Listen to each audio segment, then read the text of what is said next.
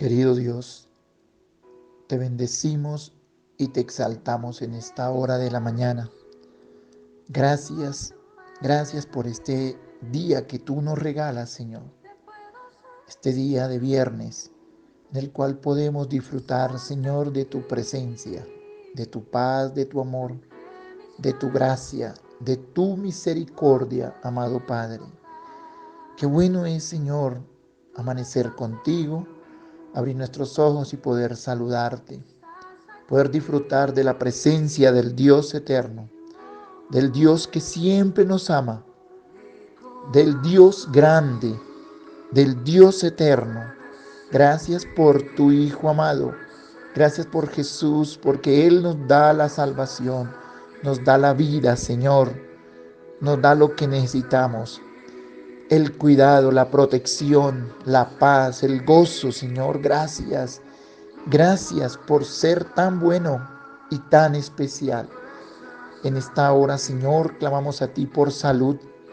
Mira las personas que están delicadas, Señor, que están enfermas en los hospitales, en las casas, Señor, aún aquellos que lamentablemente padecen del COVID-19. Seas tú extendiendo esa mano preciosa, sanadora sobre ellos y trayendo salud, vida sobre ellos. En el nombre de tu Hijo amado Jesús te lo rogamos. También, Señor, queremos pedir, Dios mío, en esta hora, oh Dios, para que tú, Señor, proveas empleo. Aquellas personas que no lo tienen, haz, Señor, que sean llamados y empleos buenos, empleos en los cuales ellos puedan, Señor, también glorificarte a ti, buscar tu rostro, Señor. Que no vayan a ser esclavos del empleo, Señor, que no les deja buscarte, sino que al contrario los aparta de ti. Dales empleos dignos, empleos buenos. También bendice los negocios de mis hermanos. En el nombre de Jesús te pido que tú les des, Señor, bendiciones. Envía clientes allí, Dios mío, y que la gracia tuya esté en aquellos locales, para la gloria de tu nombre, Señor. También pedimos para aquellos que no tienen vivienda, aquellos que no tienen casa, Señor, que puedan conseguir una propia. Guíalos, direcciónalos, Señor, en el nombre de Jesús, porque tú eres fiel. Señor, obra, haz que cada persona que esté en este momento escuchando este devocional, Señor, crea que tú, Señor, suplirás su vivienda. Y aquellos, Señor, que la tenemos ya, que podamos cada día organizarla, mejorarla, Padre. En el nombre de Jesús, clamamos también, Señor, por aquellos que no tienen alimento, aquellos que no tienen comida, Señor, dales, suple, Señor. Dales, oh Dios, en el nombre de tu Hijo amado. Y por último, Señor, en esta serie de tantas peticiones que hay del ser humano, pedimos por la más importante, y es por la vida espiritual. Que las personas, Señor, puedan conocerte a ti, y aquellos que te han conocido, que puedan crecer en ese conocimiento tuyo, para llegar, Señor, a hacer una vida mejor de ellos, a tener una vida mejor, Dios. Una vida con el conocimiento tuyo, libre, Señor, del pecado, libre, Señor, de toda atadura, de toda obra del infierno, de todo demonio, que sean libres, Señor. Te lo pido, oh Dios, que obres, Jesús, de una manera gloriosa, que obres, Padre, en el nombre de Jesús. Te doy gracias, porque tú eres fiel. Gracias, mi Jesús, muchas gracias.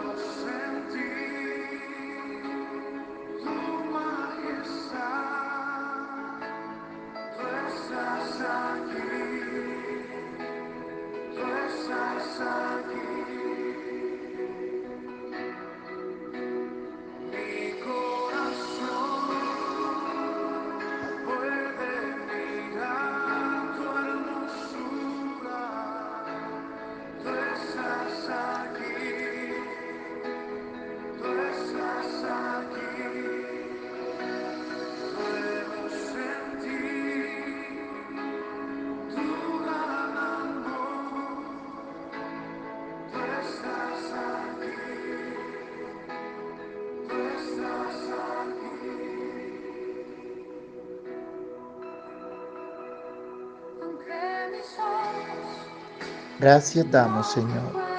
Y como dice la canción, Señor, tú estás aquí.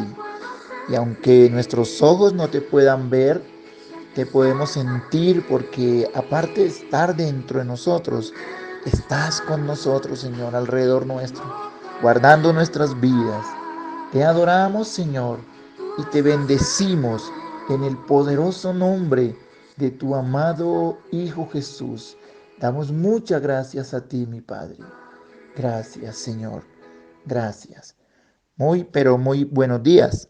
Bienvenidos a su devocional acercándonos al Señor Jesucristo, un devocional de la Iglesia en Huasca y la Iglesia en La Calera y su centro de fe y esperanza de la denominación Misión Panamericana de Colombia. Les doy la bienvenida en esta mañana a este precioso día viernes, esperando que Dios hoy guarde sus vidas, les bendiga y les llene el Todopoderoso. Mis saludos para todos aquellos que escuchan este devocional, no solamente aquí en La Calera, en Huasca, en nuestra querida Colombia, sino en todas las partes del mundo, a donde sabemos que este devocional llega. Así que les bendecimos y le damos la bienvenida. Así que entonces vamos de una vez a la palabra de Dios.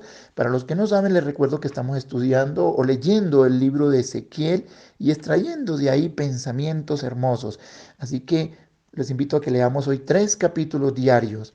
Ya estamos que terminamos hasta la Biblia y terminamos en el libro de Malaquías, que es el último. Estaremos terminando más o menos el 1 de enero.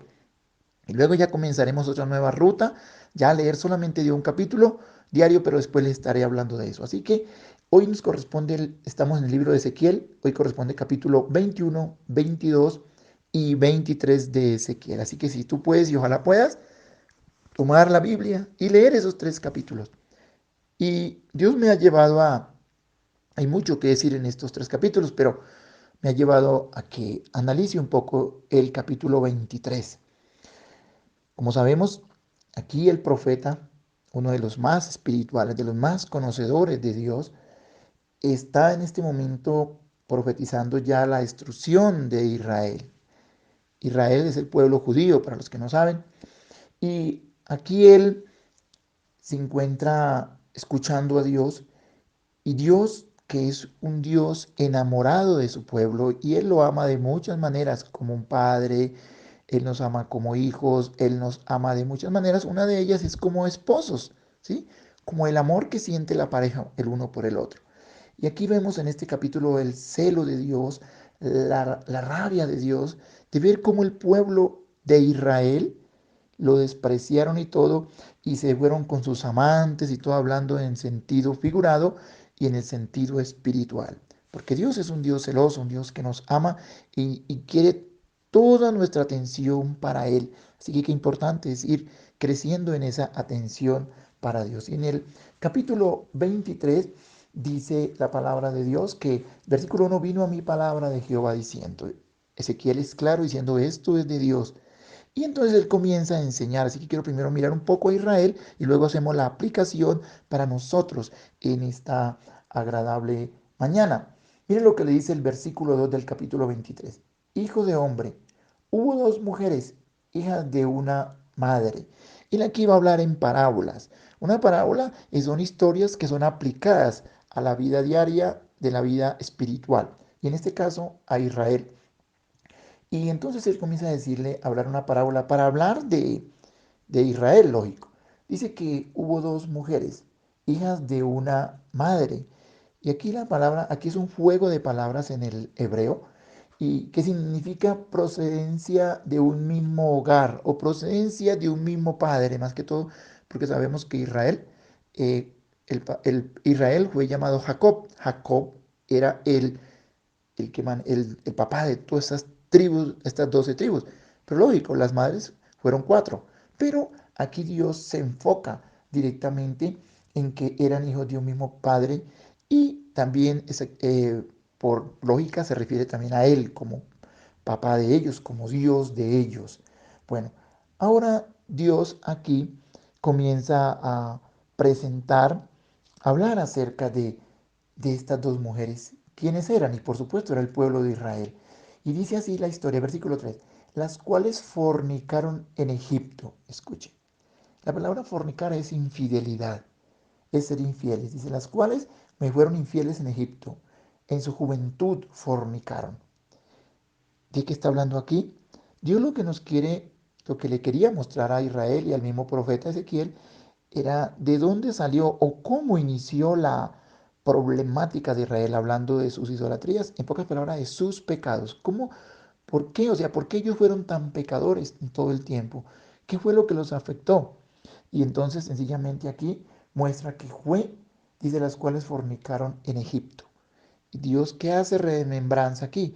Cuando el pueblo de Israel fue llevado a Egipto por primera vez, cuando solo eran unas 36 personas más o menos que tuvieron que ir por causa del hambre a Egipto, y allí iniciaron su juventud, su romanticismo, su amorío con el Señor, por decirlo así. Dice, las cuales fornicaron en Egipto. En su juventud fornicaron, mire, por eso habla de los inicios del pueblo de Israel, cuando solo eran unos poquitos, cuando era una familia, la familia de Jacob y sus 4 esposas y sus 12 hijos, que entraron allí en Egipto con algunos nietos y todo. Dice que allí, desde allí comenzó el problema, escuche bien, allí en Egipto. Dice, en su juventud fornicaron. Dice, allí fueron apretados sus pechos, allí fueron estrujados sus pechos virginales. Mire, Dios habla en alegorías, habla en parábolas, habla en unas figuras sexuales aún, humanas o de parte del cuerpo de esta joven para él, esta joven llamada Israel. Habla de todo lo que allí sucedió. O sea, que allí se dejaron manosear de los ídolos, de todo lo que había allí en Egipto. Y ese fue el gran problema sobre toda la vida de Israel. Por eso Israel fue tan idólatra y todo eso, porque aún desde jovencita, por decirlo así, comenzó a practicar aquellas cosas que se practicaban en Egipto, lo está diciendo el Señor. El Señor aquí es como explicando el por qué tuvo que corregirlos tan fuertemente. Eso está diciendo la palabra. Y dice que, versículo 4, dice, y se llamaban la mayor Ahola y su hermana Aholiba, las cuales llegaron a ser mías, mire, porque Dios las amaba. Esta palabra, llegar a ser mía, habla de una intimidad espiritual, una intimidad de Dios única, ¿sí? Que es lo mismo que Dios hace con nosotros cuando le conocemos a Él. Comenzamos una unión con Dios muy especial, algo muy hermoso que nosotros debemos comenzar con Dios y que de hecho comenzamos con Dios. Y dice entonces aquí, dice, las cuales llegaron a ser mías y dieron a luz hijos e hijas, ¿sí? O sea, la multiplicación que hubo entre ellas. Y dice ahora, y se llamaron Samaria, Ahola y Jerusalén, Aholiba. Está hablando de cuando estos pueblos se dividieron, porque aunque eran 12, llegó el momento en que ellos se dividen. Y empieza primero con Ahola y la llama que Ahola era la mayor, refiriéndose a Samaria, como lo dice el versículo 4. Y aquí Dios recuerda ese día cuando ellos se separaron, cuando al terminar el mandato del rey Salomón, ellos allí se dividen. ¿De qué manera? Su hijo llamado Roboán no supo manejar a la nación, y entonces viene un hombre llamado Jeroboán y hace que se divida. Y la palabra Ahola tiene un significado, se llama su carpa o su tabernáculo. ¿Por qué? Porque Ahola, o sea, Samaria, que eran 10 tribus del norte, ellos allí formaron sus propias imágenes, sus propios ídolos. De hecho, tenían 2 becerros enormes que adoraban. El uno era en Betel y el otro en Samaria, que era la capital de esas 10 tribus. Y por eso Dios la llama Ahola, que significa su carpa. Ellos mismos hicieron aparte su rancho, en pocas palabras. Se olvidaron totalmente de Dios. Pero la otra era Oliva. Oliva se llama mi carpa. Mi carpa está en ella. Y era refiriéndose al tabernáculo que hubo en Jerusalén, ese tabernáculo que un día hizo Salomón esplendoroso y todo, y todas esas cuestiones. Y allí habían 2 tribus, la tribu de Judá y la tribu de Benjamín. De ahí sale el nombre judío de la tribu de Judá. Y Dios habla de estas 2 personas, de esta nación, perdón, y que enfoca a estas 2 mujeres formando esta nación y explicando qué fue lo que pasó con ellas. ¿Sí? Y mire lo que dice el versículo, para complementar un poco, exactamente aquí el versículo 8, refiriéndose a Oliva, o sea, a Samaria, dice, y no dejó sus fornicaciones, no las dejó, y no dejó sus fornicaciones de Egipto, porque con ellas se echaron en su juventud, y ellos comprimieron sus pechos virginales y derramaron sobre ellas sus fornicaciones. En poca palabra, se enredaron con todo lo que habían aprendido de Egipto, porque ellos después salen, los que no saben, salieron después de 430 años a la tierra prometida, pero se llevaron sus idolatrías en el corazón. Y allí multiplicaron todo eso, y bueno, y fue un desorden que ustedes escuchen todo el capítulo 23, o léanlo y se van a enterar de todo lo que pasó con Israel. Pero luego también Dios se refiere a Judá, porque Judá hizo lo mismo. Dice que las dos, versículo 13, dice, y, ve, y vi que se había contaminado un mismo camino, era el de ambas. Todas dos naciones que salieron de un mismo hombre se contaminaron. Versículo 19 habla entonces de Judá. Dice, aún multiplicó sus fornicaciones, trayendo en memoria los días de su juventud, en los cuales había fornicado en la tierra de Egipto. Aquí se refiere ya a Judá, si ustedes miran bien la Biblia, o sea, a Oliva. Es impresionante cómo estas dos naciones que salieron de una misma se contaminaron todo. ¿Y cuál fue la causa? Para terminar este espacio referente a Israel, dice que trajeron a sus memorias los días de su juventud, en los cuales habían fornicado en tierra de Egipto, dice el versículo 19. Entonces, ¿qué era lo que había pasado con ellos? ¿De dónde salió? ¿O cómo inició? ¿O cuál era la problemática de ellos? Desde sus inicios. Ellos prácticamente se multiplicaron allí en Israel, allí nacieron, podemos decirlo así, allí nació la nación de Israel, pero de eso, tomaron de eso del mundo. ¿Cómo podemos aplicar ahora para ir terminando esto a nuestras vidas? Y esto se puede llamar, no dejes que el pasado nos controle. ¿Sabía usted que el pasado nos puede controlar? El pasado nuestro. Todos, yo creo que los que están escuchando este pasaje, todos, porque todos hemos nacido sin Cristo, cuando conocemos a Jesús, ¿sabe qué hacemos? Comenzamos a arrastrar todo el pasado, lo que no nos sirve, la basura del mundo. Por eso hay un versículo que le quiero regalar a todos y recordar. Dice, de modo que si alguno está en Cristo, nueva criatura es, las cosas viejas pasaron y aquí todas son hechas nuevas, dice 2 Corintios 5:17.